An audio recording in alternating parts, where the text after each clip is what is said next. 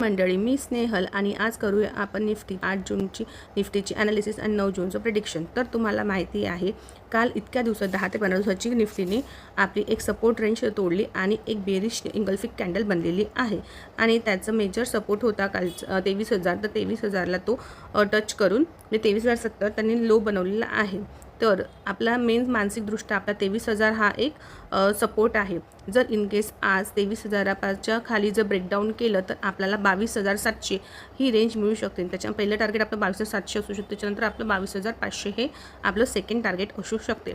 आणि जर in case 23,000 हा खूप जास्त सपोर्ट आहे, त्याच्यामुळे जर तो निफ्टीने बाउन्स बॅक केला तर त्याचा इमिजिएट रेजिस्टन्स राहणार 23,300. कारण निफ्टीने काल गॅपडाऊन होती आणि गॅप्स फिल व्हायचे, त्याच्यामुळे 23,300 हा इमिजिएट रेजिस्टन्स आहे. आणि जर 23,300च्या वरती जर निफ्टी काही काळ टिकला तर आपल्याला नेक्स्ट इमिजिएट टार्गेट आपल्याला 23,500 म्हणजे ही ऑरेंज लाईन पाहायला मिळेल. तर आपण या पद्धतीने बघू शकता, म्हणजे त्याला 23,000 त्याचा इमिजिएट सपोर्ट आहे आणि इमिजिएट रेजिस्टन्स आहे 23,300. चला तर मग मंडळी भेटूया उद्या.